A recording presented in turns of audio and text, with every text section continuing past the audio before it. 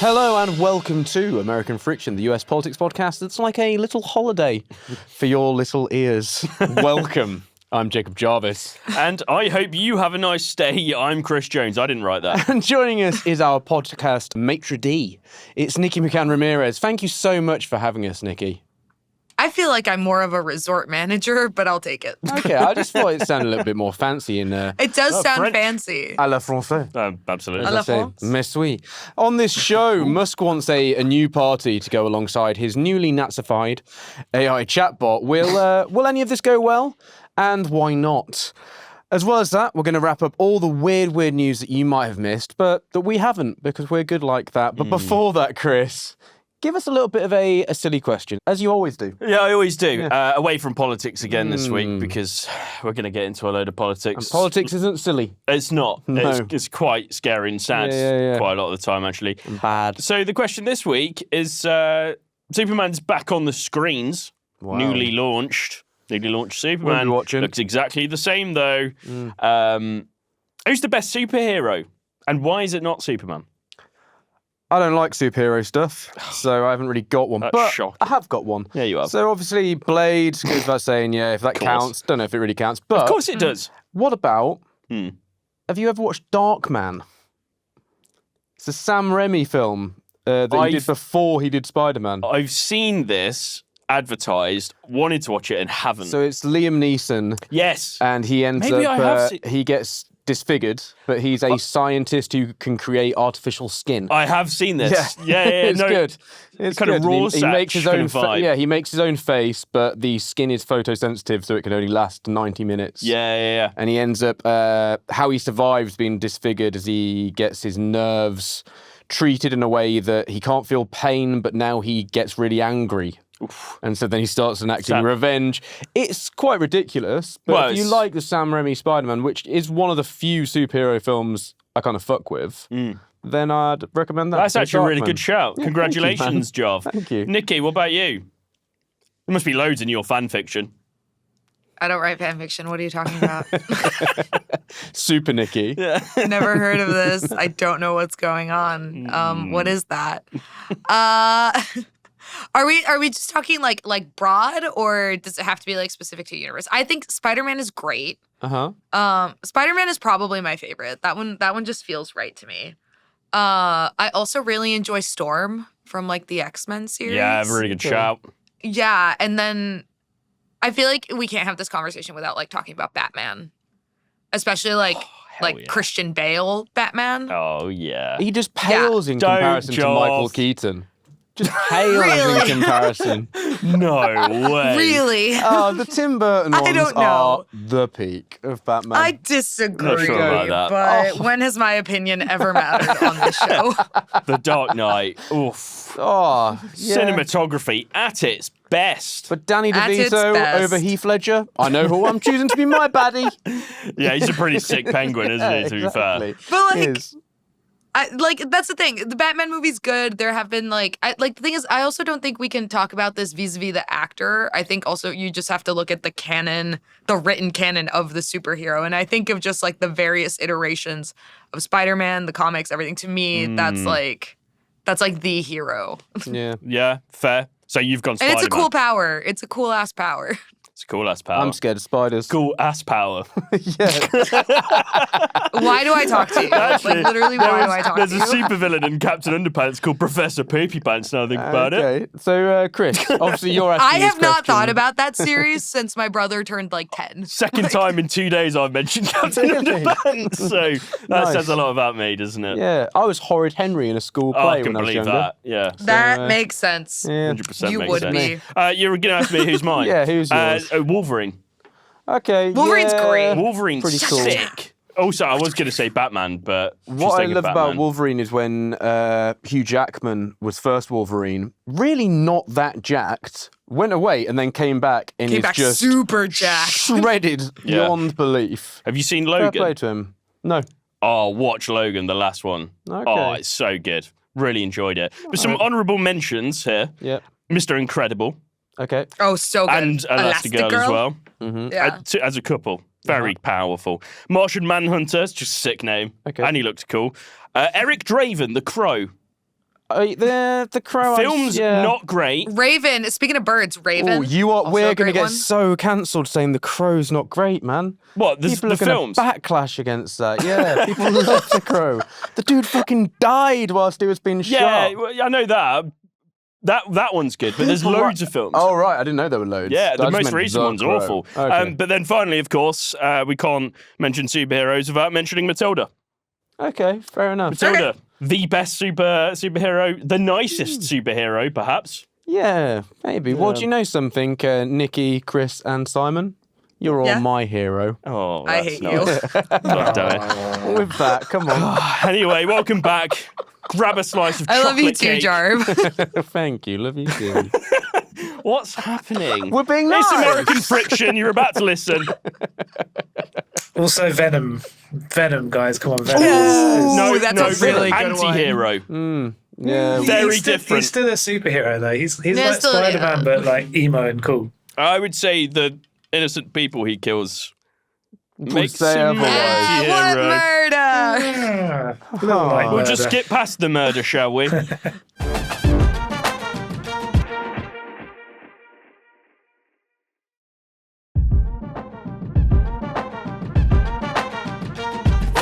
This is an appeal directly to you, to your heart, to your soul. Your soul right now. I always say this sarcastically, but actually I'm going to be a little bit serious.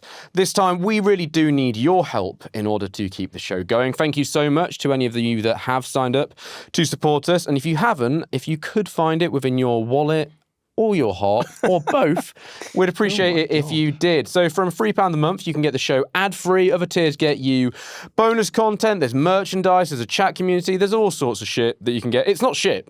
I just said that like it's in stuff. It's how he talks. That's how I speak. But anyway, go to patreon.com/American Friction to sign up. We'd really appreciate it. There is a link in the show notes, or you can go there directly. Or if you search Patreon American Friction Podcast, you'll find it. Go follow us on Blue Sky, whatever. You'll find it. You will find it if you want to find it. So go and find it. Patreon.com/American Friction to sign up. Right. Onto the show. So, Nikki, Elon Musk is talking shit, as he likes to do, and he's saying, "Ooh, I want my own little party now." Yeah, it's my party. Do you think he's actually going to bother, though? It's hard work, isn't it, having a party? And he doesn't really seem to love hard work all that much. I don't know. Yeah, running a political party is a ton of fucking work. And as we know, Elon Musk doesn't like doing the work. He likes finding places where other people have done the work and then being like, give me a founder title or I will destroy you. The America Party, as put into the world by Elon Musk, right now exists pretty much as a collection of tweets and like an FEC filing that I don't think has gone through at the time of this recording. There is no candidate. There is no like written party platform. There is no mission statement or clear like funding strategy for how this is actually going to happen. And outside of all of that, I don't think Musk's companies, who, as we've talked about, have done a lot of work to get him to leave government and go back to actually working on the things that like theoretically make him money and build up the business empire that allow him to insert himself into our politics and behave like an oligarch. I don't think they'd be too pleased with him like fucking off to start a weird vanity political party that historically these types of endeavors have a terrible track record. I mean, the way the American political system is built, it's not just that like, oh, it's only two parties and people only want two parties, is that there are like deep systemic issues that like the parties have cultivated preventing the success of third parties. And that's not to say that it's a good thing, but I don't think any like third party political party that's just kind of trying to build a power base from the top down, sort of like from the presidency to the Congress down, is ever going to have like significant success in this country.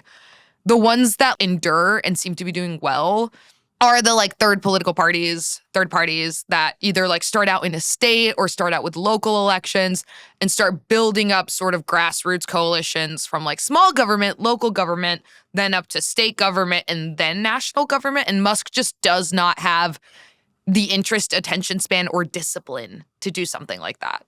You mentioned that they don't have a candidate. I mean, for picking a candidate, you need someone with charisma. You want someone who riz. seems a bit a bit of riz, seems kind of tough, or whatever. So why not Elon Musk himself? Why couldn't I he think do he it? would. I think he would do it. Like, Yeah. he has enough of an ego to be like, I should be president. As of now, there aren't any indicators there, but I could see him pulling like a Trump or like a Kanye or, an Andrew Yang, Michael Bloomberg type situation where he's like, no, only I can save this country, and then runs as a third party candidate. My upshot on that is that at this point, so much of his support and like cult of personality has been absorbed into the right, into Republican conservatism, that I think it would just split the conservative vote more than anything else, because he's very clearly he's not aligned with like Democratic or leftist policies at this point. And especially after like the shit show we saw on X this week, I don't think left-leaning voters are going to have a lot of quarter for him. Well, with that, we're going to get into the Grok situation shortly. But on that, just a side note with Musk. I mean, I know he's obviously not given any policy platform because no one does policy platforms anymore, Nikki. They're old hat. Yeah. You don't need that. But I'm saying that sarcastically, listeners. But Elon Musk, does he even know where his politics lie? Like, he's saying the American Party is going to be a centrist party. Like, you can't run a fucking Nazi paradise with a fucking Hitler-supporting chatbot on it and then say, but actually, I'm a centrist. It doesn't make any sense. But that's kind of entirely the point. It's like shifting, I hate saying this, because it's sort of become like a buzzword, but it is shifting the Overton window to a point where people now think that like outright, like right-wing politics are centrist. Okay. I mean, Elon Musk, the closest thing he has to a policy platform is, the government is broken and it should work for the people. Yeah, okay, everyone believes that. And then his other thing is like the deficit. Running on the deficit and running on the national debt, it's important, it plays well. It does not win elections. What we have seen time and time again is that people vote with their emotions. And we talked about it in the context of the big, beautiful bill, that Republicans have made the calculation, and so have Democrats to a similar extent, that the deficit and the debt are a very good thing to talk about. Like, it makes you sound smart and wonkish and like you actually know the ins and outs of like political financing and like how a government works. It sounds smart. It plays well. The political cost of not following through with your promises to lower the debt and manage the federal deficit, the political cost of that to them is negligible at this point. They have just figured out that if they pass policy that increases the debt, like the big beautiful bill did, voters might be mad about it for a couple days or a couple weeks, but it's such a like big intangible thing that it doesn't play to like voters' emotions and voters' immediate feelings the way things like immigration does, or, they're coming into your schools to trans your children. Like those types of sort of needlepoint issues that feel extremely personal and immediate to a voter are much more effective as a political electoral strategy than talking about the deficit, or as the Democrats have learned, or, well, not learned, slapped in the face with and refused to learn the past couple rounds of elections, campaigning on like an esoteric sort of amorphous, this man's bad for democracy. Yeah. Big concepts don't play as well with voters as like local micro issues. Yeah, the national debt is like getting yourself a little treat using Apple Pay. It's not real. Yeah, Apple Pay's not money at the real. time. That's It's true. just not You're there. actually right. How much credit card debt do I have right now? Yeah, every so often you need that little treat. It's just a little treat for the country. Chris, these things, they don't work historically, do they? Nikki's alluded to this, but, give some more flesh to that Give us little the bone. goods. Well, Come on, yeah. the good. There's. So, did you just say credit cards aren't real? No, I said No. Apple Pay is not real, but then right. Nikki said the credit card's not Apple real. Pay, well, Okay. no, I said Apple Pay's not real, and I don't look at my credit card balance. Okay. Student debt's not real. Okay. It's See like, what HMRC have to say about that then, Jarv. Yeah, it sucks. Anyway, third parties. Obviously, there's a few of them, or has been a fair few of them. It's the Green Party is around at the moment. Jill Stein, I think, is his. Yeah, Jill Stein. That's who Nikki voted for last election. Yeah, good job. That's right. That's what I totally did. Cornel West's Justice for All Party. I don't know the first thing about them. Is it for all with a number 4? No, it's You see, I'd vote for it if it was. classier than that. If it was the number 4, I'd go for it. And then there's the Libertarian Party as well, which we've talked about a few times.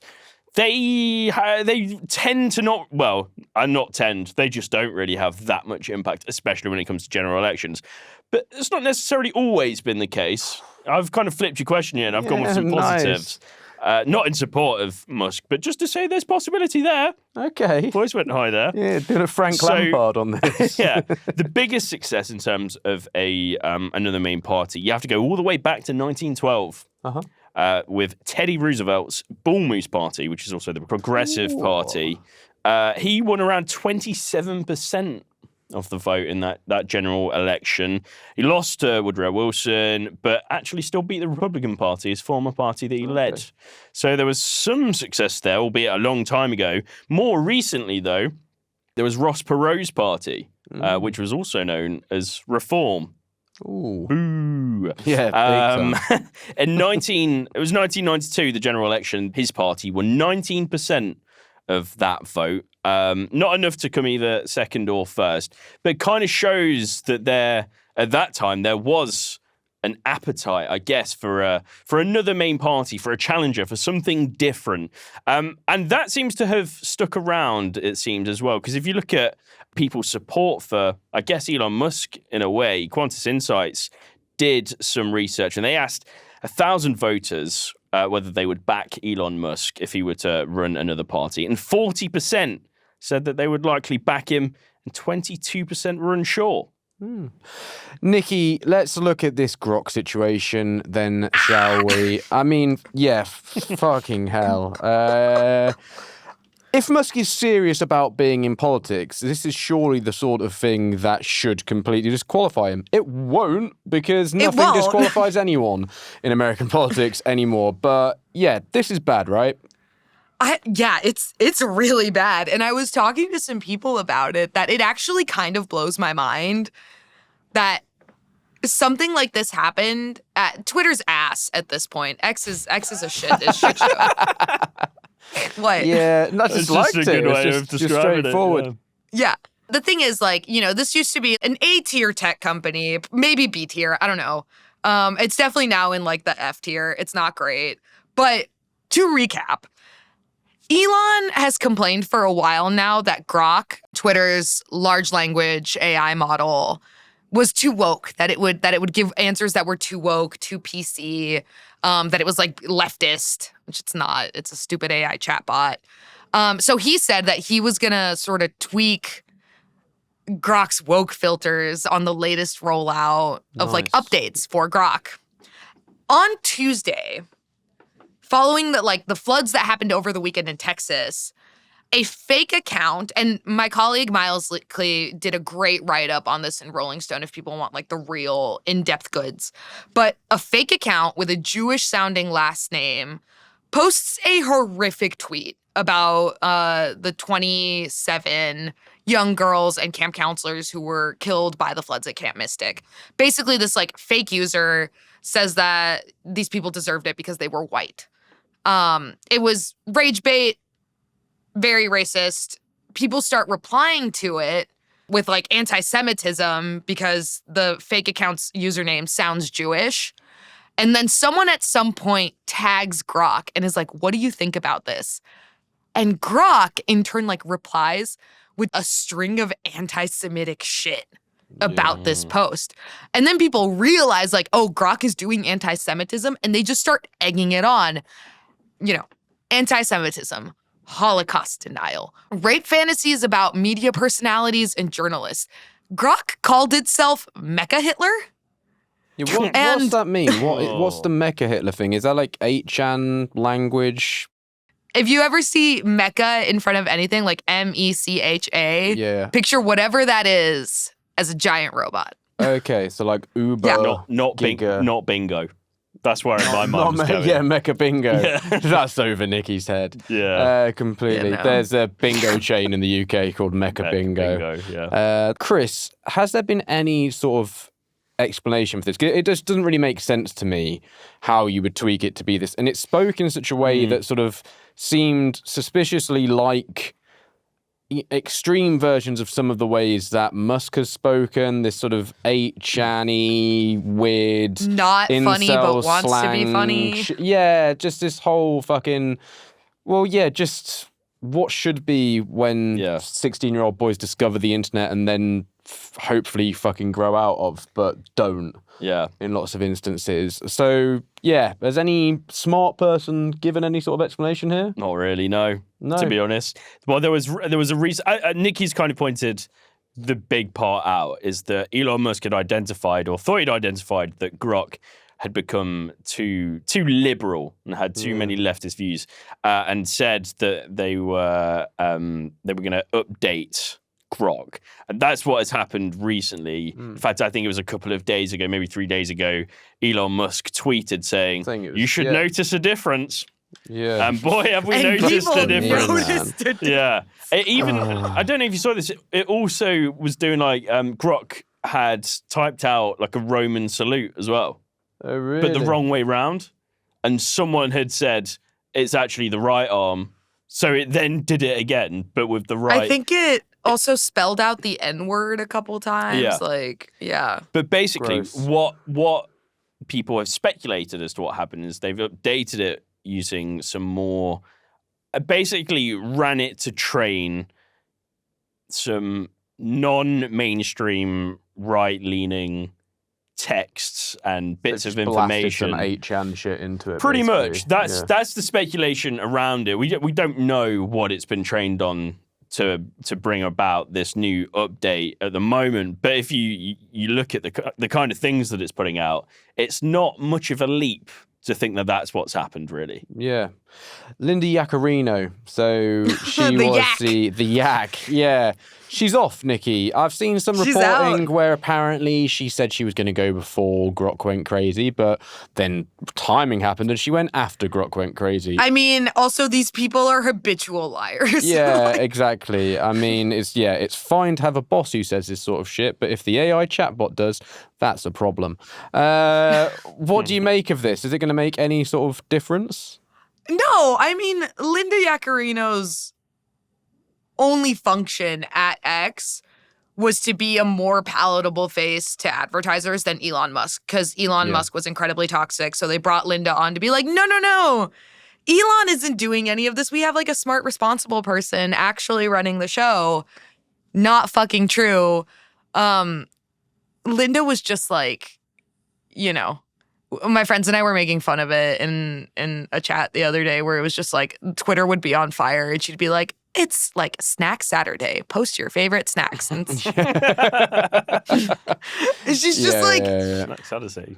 she's not the kind of person you could really take seriously in this role. I think Linda will be remembered as being sort of like, Shit. yeah, I'm like, here, wait, I'm looking for like a certain phrase, like someone who's complicit, but in a very. Nick Clegg.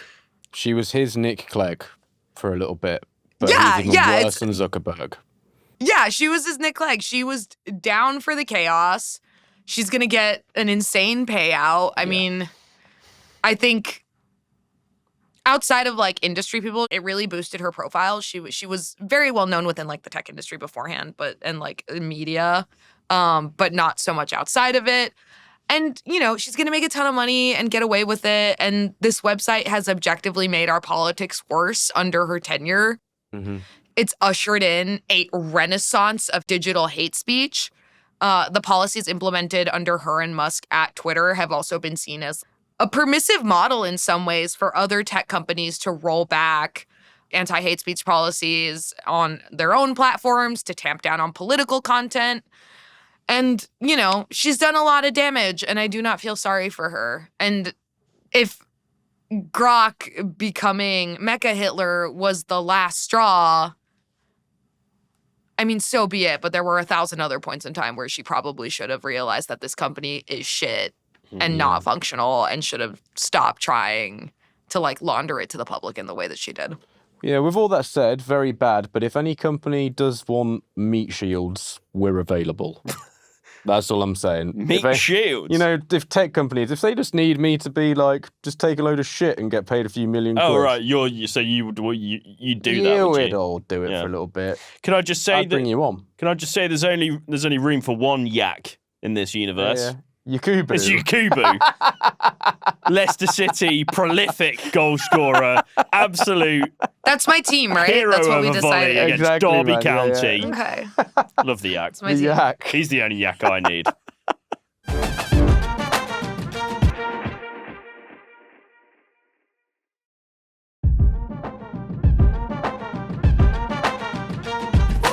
Now, to round up some stories that you might have missed, but we're going to fill you in on. I'm doing a sort of magic hand if you're watching Fill this her video.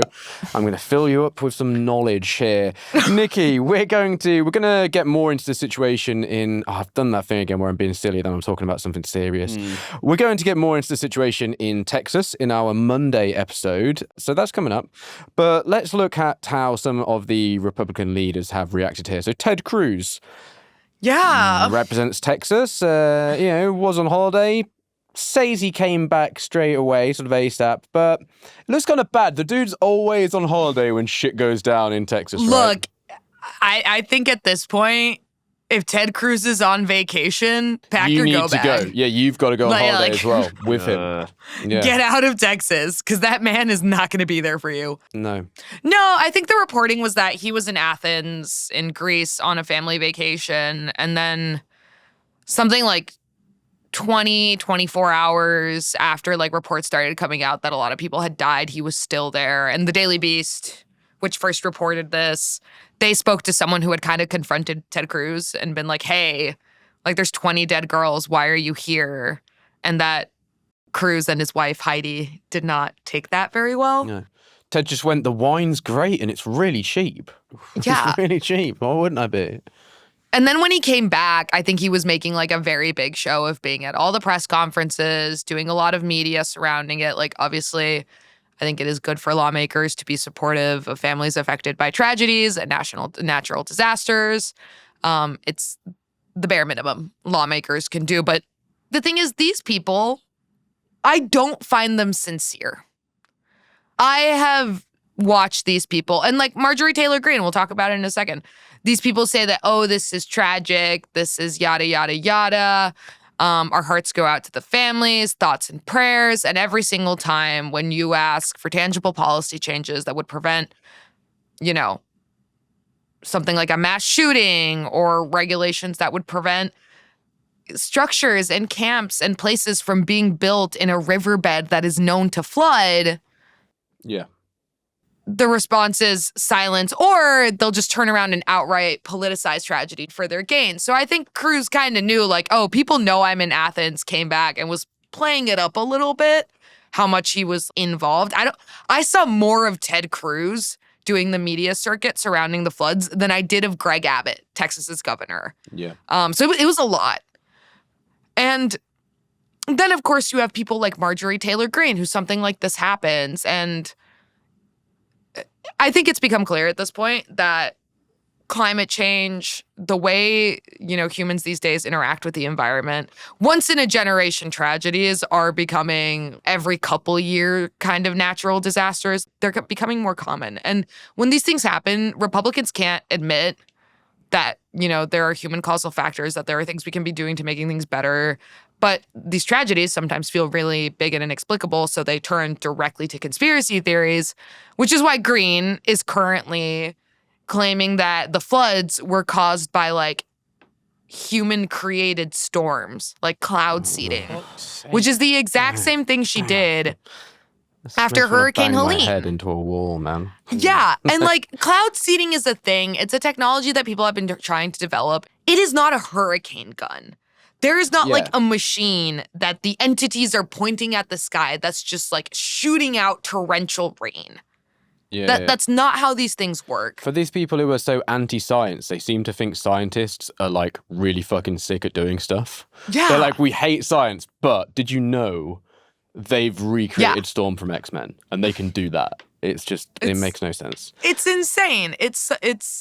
And then, Charlie Kirk, another right-wing commentator, is out here claiming that the reason this happened is because Austin's fire department chief was a DEI hire. Which is like, no.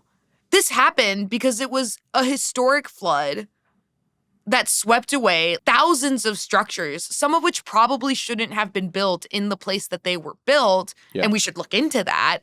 But, God didn't send down the flood because Austin's fire chief is a little too woke. Are the events going to... I hate to talk about this just solely in sort of politics. Obviously, it's just an incredibly tragic situation all round. We do very much get into the situation more in our Monday episode. But are these events going to cause major issues for the GOP? Or is kind of climate denial, anti-science all just totally baked in with the supporters at this point? So it just doesn't really matter. Yeah, I mean, mass death in the United States is just like the price of politics at this point. Like, yeah. The same way with the fucking national debt. Republicans have figured out that the political cost of inaction in the face of like really horrendous crimes, natural disasters, is not all that big. Yeah. Because the communities that experience the thing will absolutely be affected. But Republican politicians, I think after Sandy Hook, when, dozens of small children were murdered by a gunman and Republicans turned around and were like, no, guns aren't the problem. We will not be doing regulation. And now we've, as a nation, sat through series and series of like mass executions by extremists of innocent people. We, see hurricanes get worse, wildfires get more devastating, floods like what we saw in Texas. And at the same time, the president of the United States is like, no, let's gut our federal emergency management agency because I don't like their politics and I don't like them and I want to have more direct control over how I penalize or distribute funds to states with politics I don't like, because that's what he's doing here. And he has a history of it. He will delay or deny FEMA funds to like Democratic areas or try and use it as a bargaining chip. Like, what will the governor of this state do if I give you the funds? Republicans have figured out that the political cost of letting certain groups of people die and suffer and have their communities destroyed is fine, so long as like they can commit to the overarching ideological message they want to sell to the rest of the country. Yeah. With FEMA, it's that these government agencies can't be trusted with emergency management, that the politics of FEMA are woke, that FEMA is in some way, shape, or form discriminating against conservative communities, which is absolutely not the case. In terms of guns, it's that people dying is just, the price of freedom. And those are like the bullshit lies that Americans just have to live and die with because the politicians in power have decided that like that's the messaging they're going to sell. It's because they're going after all the imaginary crimes, and that's important, Nikki. So, look out for that. Epstein. Let's talk about Epstein for a moment. We're gonna talk about this more in an extra bit for patrons, actually, to fill you in. So go sign up, American Friction Patreon, patreon.com/American Friction. Please do go do that. We keep the truth behind the paywall. Yeah, exactly. Yeah, no. Very good. Conspiracy theorists. Yeah. Sign up. We've got the Epstein list. On That's the right. Patreon. That's what we've got. I have the real footage. Oh, come on, Chris. Just enjoy. Everyone is annoyed at everyone over what's going on with the Epstein stuff, but MAGA world seems really... They're betrayed. They've been let down by Trump. Oh, bless them. Can Trump deal with this MAGA backlash? I mean, Steve Bannon wants there to be a special investigation, even though he thinks special prosecutors are witch hunts and shit like that. But now he wants one. Now it'd be really good. What's going on? Do they need the deep state to investigate the deep state, to do some deep stateception to get the real truth out? I don't know. What's going on here? Trump will never be at fault for any of this. I think we've been doing Trumpism in this country for a decade at this point. And conspiracy theories have been a central part of Trump's political persona. of the glue that holds his movement and his coalition together. And Trump has made a lot of promises regarding these conspiracy theories over the last 10 years that he has not delivered on. Pizzagate, QAnon, all of the claims of like cabals of evil people that were investigating him. You know, the like Hunter Biden Ukraine laptop conspiracy theories. He's just biding his time, Nikki. He'll No, do but it. and you nailed it. It's like doomsday cults who are like, oh, the end of the world is July 15th. And then July 15th comes around. It's like, actually, I misread that stone tablet. It is February 10th of 2052. Yeah. The goalpost always gets moved, and it's never, oh, Trump lied to us. No. It's, well, the cabal, the deep state is preventing Trump from telling us the truth. And you can already see it start happening with this latest non-release of Epstein information. And the context here is that the DOJ and the FBI released a memo saying, you know, we've looked over the evidence, we've checked the hard drives, we triple-checked the surveillance footage. Jeffrey Epstein killed himself, and there is no incriminating client list. That was the conclusion of the DOJ and the FBI. And that is a really big departure from the promises made by Trump, by Attorney General Pam Bondi, by FBI Director Kash Patel, that they would be releasing everything and that the truth would be like, would come to the public. And the reality is that there have been multiple investigations into the death of Jeffrey Epstein, all of which had concluded that he committed suicide. Now, do I think that maybe he was allowed to commit suicide in a way that like a prisoner in a maximum security prison who was on suicide watch should not have been given the space or resources to do? Yeah, I think it's entirely plausible. I also think that plenty of dudes accused of sex trafficking and abuse of underage girls and children commit suicide when confronted with the reality of their actions. Like, it's not uncommon. And, you know, several things can be true, but like this idea that like Hillary Clinton sent a secret operative into Epstein's cell to like strangle him, that was always a really far-fetched thing. But the thing that I think is a very valid question that the administration is like, what the fuck's going on here? You have this man who has been accused of all of these crimes. The FBI and the DOJ said that there were thousands of victims in this evidence trove. Who else is getting charged? Yeah. Well, go to patreon.com/American Friction to find out. And we'll let you know in full. We'll let you know. We'll work it out. In some other weird news, Chris, Agricultural Secretary... Blah, blah, blah. Who? Agricultural Secretary. Fucking hell, that's hard. Brooke Rollins. Secretary. Yeah, I'm struggling. Secretary? I don't know. Anyway, so they've said that Medicaid recipients should be sent to work on farms. Oh. The issue being, though, that most Medicaid recipients do already work, don't they? So it'd be kind of hard for them to then go moonlight working on... Moonlight, I guess, on farms, I'd say. This whole thing's really, really quite... Moonlighting? Come on, you're going to react to that. You said moonlighting. Yeah. Very good. Proud of you. You do good work. Just keep it up. Thank you, man. This whole...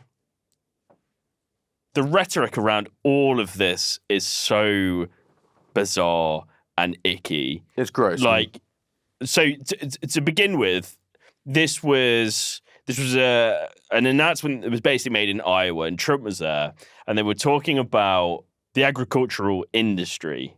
Now, the agricultural industry in the US is made up of about 42% of undocumented migrants.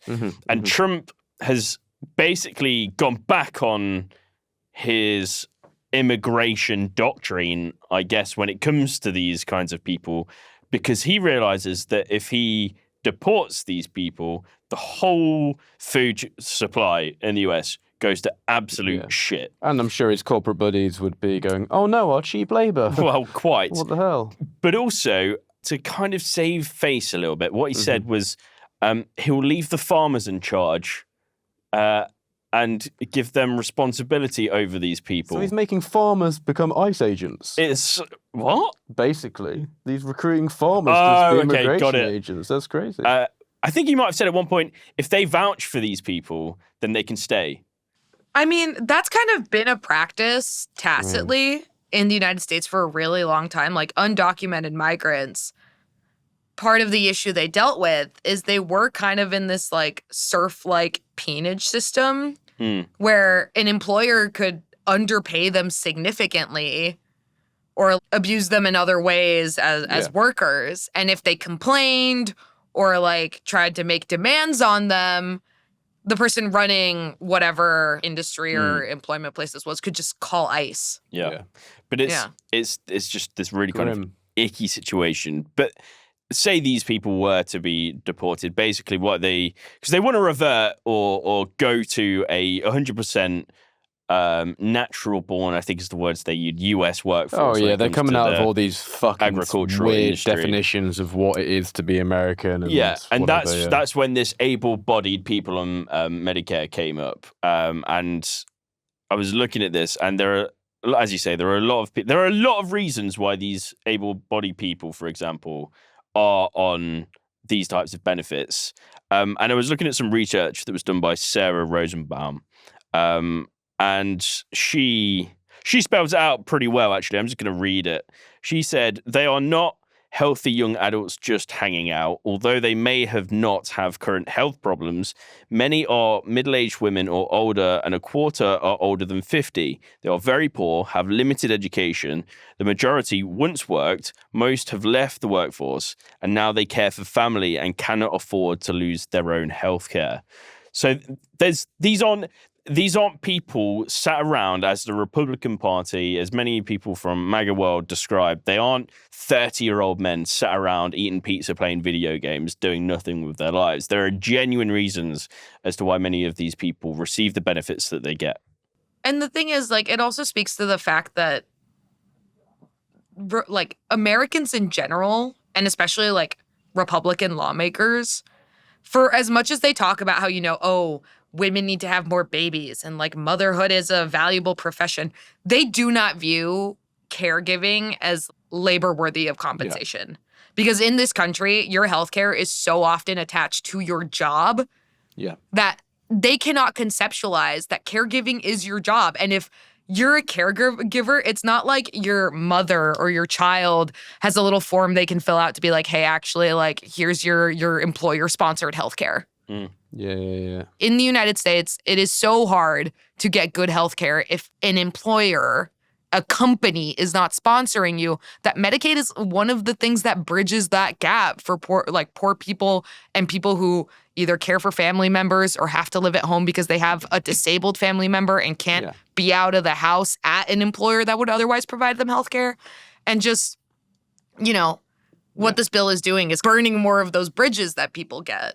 Yeah, I think people like Trump also they have this massive problem with poor people who they deem to be not pulling their weight in society, but then have family members, clearly, and, there's plenty of rich people in America who ain't doing shit for society and aren't out grinding. Like, they're not working on farms, they're just like, they own shit. I think it's like, when Trump's own daughter-in-law is getting paid by Fox News to just have his mates on to say nice shit about him, I think it's kind of ridiculous to complain about people not working hard. Got a bit angry there. Yeah, didn't you? it's just, you're right. I'm just like, it's like, landlords are allowed to not work. That's cool. That's fine. Like, but everyone else. Let's hope you never become a landlord then. Yeah. Well, I'll keep that in mind. maybe let's hope I do. I'd love to not work.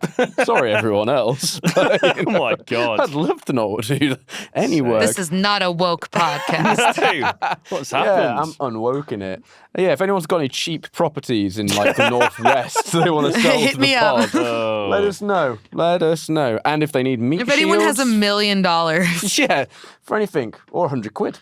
I'd take 100 quid. Yeah. Anyway, for £3, you can get the episode. it's really, my soul is not worth all that much. I'm sorry, everyone. Oh, I know. Yeah, I don't believe in that shit. Oh, okay. So, like, buy my soul. Anyone who wants to. myself. I don't know. Anyway, right, let's do a listener question, then we'll wrap this show up. Yeah. Omega Squared asks, is the follow-up question generally not part of US journalism? I'm doing it in a very British accent. This is how I imagine you sound, Omega Squared, maybe. Or is it just a Trump-era thing? Why do reporters seem to just accept what the official has to say without challenges? It doesn't seem to matter what format the interview is in either. It's maddening! Nikki, why do you journalists not ask follow-up questions in America? You. No, I think a lot of them do. I think it's, there are moments where it's definitely more noticeable, like debates, one-on-one interviews, where it's like, why the fuck didn't you ask a follow-up question there?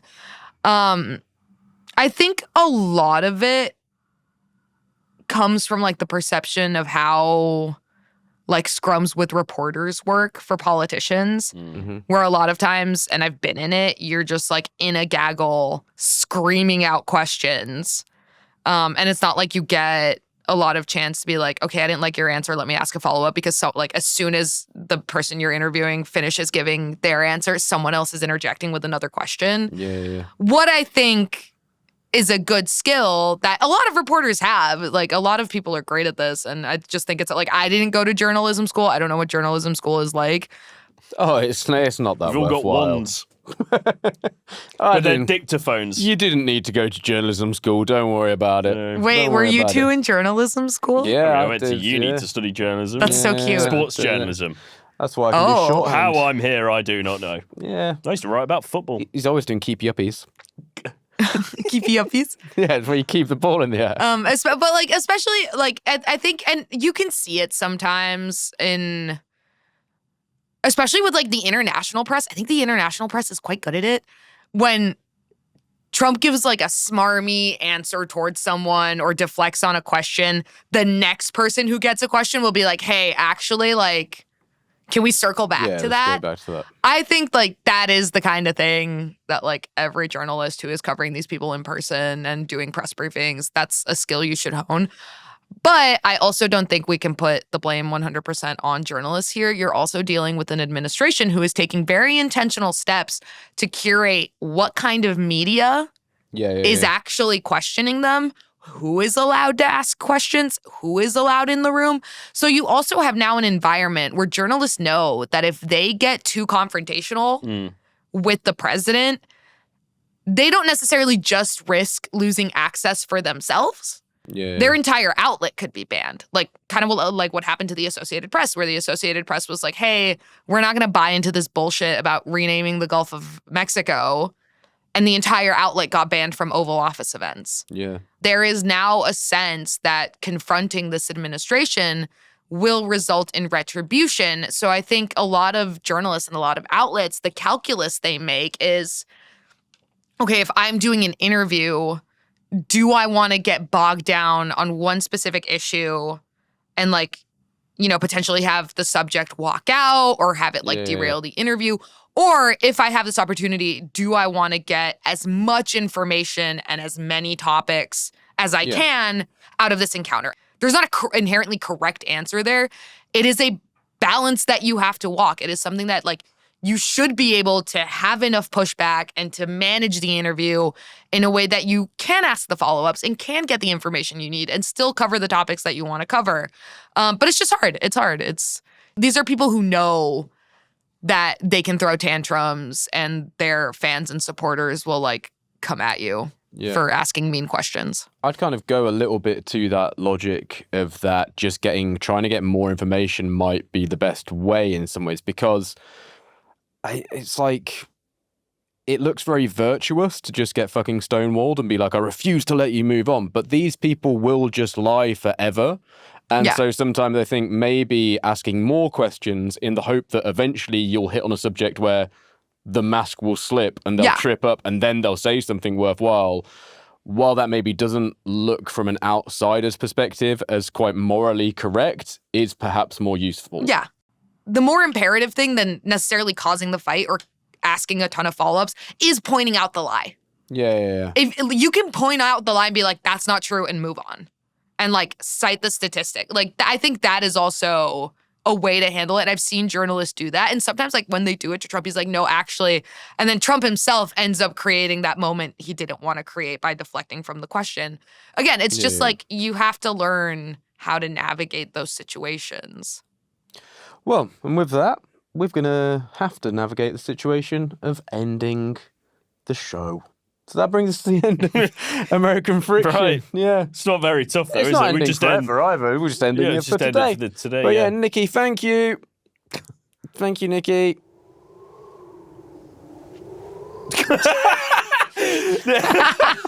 You're supposed to say something on the podcast, not just wave at us. What are you Turns out doing? it actually is quite a tough situation to navigate. Yeah. In the show. What the hell? It's all gone wrong. Yeah. Right, let's start. No, it went wrong. Simon, enter Okay, sorry, do hit like me a again. rewind soundtrack. Right. Nikki, thank you. Thank you so much, Jarv. Thank and you. thank you, Chris. And thank you, Simon. Chris, thank you. Give me a little fist bump then. Cheers, man. That's nice. Thank Cute. you. See ya. And Simon, we're all going to say thank you to you. Thanks, Simon. Thank you, Simon. Thank you very much. Also, Simon, we didn't catch it earlier, but who's the best superhero for you? Oh, yeah, you've got a comeback for it, so you want me to say it again? It's Venom. Oh, shit, he did say it, Ooh. didn't he? Yeah, he did. Oh, how did I lose my memory? This actually. Oh, I Yeah. thought you were just gonna. No, you it's know, no, I just Rails. forgot. It is. You know what? I take it back. It is hard to navigate It the is end hard. of this podcast. Well, it's the end of the podcast, everyone. I'm really sorry, everyone. Do you know what? I'm though? just Do you know something short-circuited. that could happen? You could, if you want more of this, support us on Patreon, because then we can pay for lessons, podcast Who would ending want more of lessons, this? which Yeah. we didn't learn at journalism school how to end podcasts. So if you go to patreon.com/American Friction, you can get extra bits. There is an extra bit right now about Jeffrey Epstein, where Nikki talks about the list and does more conspiracy theories. That's great. That's There's right. plenty of I tell the them. truth. She does tell the truth. And we also have a community chat where, it's great. And you can also just keep the show going, which we really appreciate. So thank you everyone who is there. If you're not there, patreon.com/American Friction. There is a link in the show notes. If you can't back us financially, we do get that. But you have to go rate and review us and leave a nice little comment wherever you're listening to the show. Go give us some nice reviews. 5 stars only, though. No bad reviews allowed. This is American Friction. I'm Jacob Jarvis. They're who they are. Who am I? I Yeah. don't know anymore. Can't remember. No. Thanks, everyone. Cheers. Bye. See you later. Bye now. See ya. Have a good one.